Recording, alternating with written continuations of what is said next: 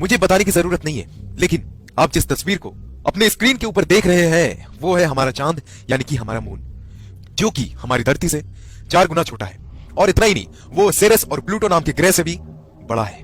उसके बाद बात करते हैं मर्क्यूरी की। मर्क्यूरी हमारे मून से बहुत बड़ा है। उसके बाद बात करते हैं ग्रैनीमेट की, जो कि एक और ग्रह है, वो मरकरी से बड़ा है। उसके बाद बात करते हैं मार्स की यानी कि मंगल की, जो कि ग्रैनीमेट से भी बड़ा है। फिर बात करते हैं वेनस की, जो कि मार्स से बहुत ज्यादा बड़ा है। और फिर बात करते हैं हमारी पृथ्वी, हमारी धरती की, जो कि वेनस से बड़ा है। इसके बाद हम बात करते हैं तो कैपिलर, ये ग्रह है जो कि हमारी पृथ्वी से कई गुना ज्यादा बड़ा है। इसके बाद बात करते हैं नेपच्यून की, जो कि कैपिलर से भी बड़ा है। फिर बात करते हैं यूरेनस का, जो कि नेपच्यून से बड़ा है। उसके बाद सैटर्न, जो कि यूरेनस से भी बड़ा है। और फिर बात करते हैं एक और सितारे की, जो कि हमारे सैटर्न से भी बड़ा है। फिर बात करते हैं जुपिटर की, जो कि उस सितारे से भी बड़ा है। फिर बात करते हैं एक और ग्रह की, जिसका नाम है HD 100546, जो कि बाकी ग्रह से बड़ा है।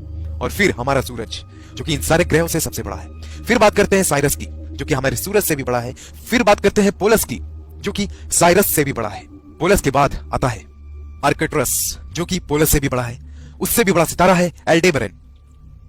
और फिर उसके बाद उससे भी बड़ा सितारा है रीजल, जिसे ब्लू सुपर जायंट भी कहते हैं। उससे भी बड़ा है पिस्टल स्टार। और उससे भी बड़ा है एल्टेरेस, जो कि एक सितारा है। उससे भी बड़ा है बेटलग्यूज। और फिर उससे भी बड़ा है कैनिस मेजोरिस। और उससे भी बड़ा है यूवाई स्कूटी। ये सारे सितारे हमारे ग्रह से काफी बड़े हैं।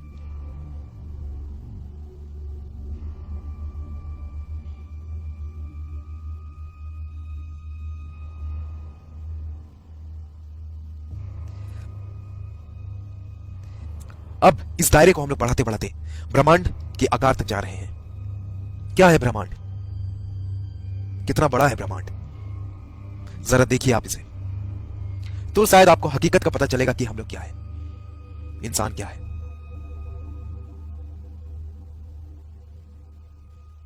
ये जो दृश्य आप देख रहे हैं, लाखों करोड़ों सितारे हैं, खरबों सितारे हैं, ये हमारा गैलेक्सी है।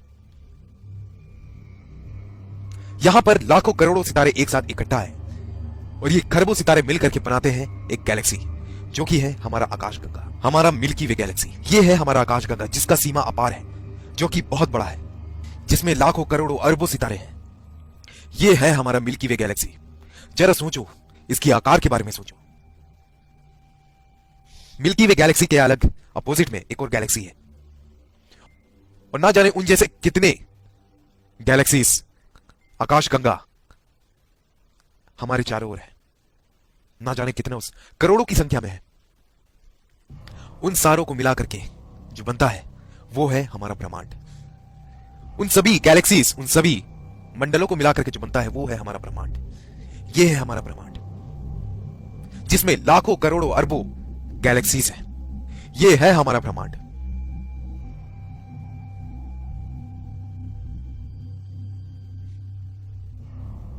ये है हमारा यूनिवर्स।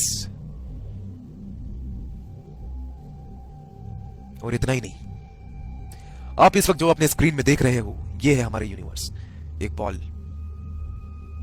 और इतना ही नहीं, ना जाने अपने यूनिवर्स की तरह ना जाने और कितने हजारों लाखों करोड़ों की संख्या में यूनिवर्स है, जो कि आपस में एक साथ है। और ये करोड़ों की संख्या में यूनिवर्स मिलके बनाते हैं मल्टीवर्स। और क्या पता इन सारे मल्टीवर्स के ऊपर भी एक सुपरवर्स हो, जिसमें हजारों मल्टीवर्स हो, करोड़ों मल्टीवर्स हो। यह है हमारा ब्रह्मांड। अगर यहां से माइक्रोस्कोप लगा करके भी देखा जाए तो तुम नहीं दिखने वाले, कोई नहीं दिखने वाला। इन सारी बातों के अलावा अगर मैं बात करूं तो क्या कभी सोचा है कि यह कैसे आया होगा, कहां से आया होगा? यह ब्रह्मांड बना तो बना कैसे? इतना बड़ा स्पेस, इतना बड़ा जगह, कैसे चल रहा है ये? चलो ब्रह्मांड को छोड़ो, धरती पे ही आते हैं। पिरामिड का नाम सबने सुना है, सुना ही होगा। कभी गौर किया है इतना ऊंचा पिरामिड बना तो बना कैसे? कैसे एक पत्थर के ऊपर दूसरा पत्थर को रखा गया होगा इस पिरामिड को बनाने के लिए, जहां पर एक पत्थर का वजन 5 टन है। हाथी भी 5 टन के पत्थर को खींच सकता है, लेकिन इतनी ऊंचाई तक इसे कैसे रखा गया होगा? वापस आओ, एक बार फिर से बात करते हैं। क्या तुमने स्टोनहेंज का नाम सुना है? जो आप तस्वीरों में देख रहे हो, यह है स्टोनहेंज। कभी सोचा है क्या इस तरह के लंबे लंबे पत्थरों को एक के ऊपर एक रखा कैसे गया होगा?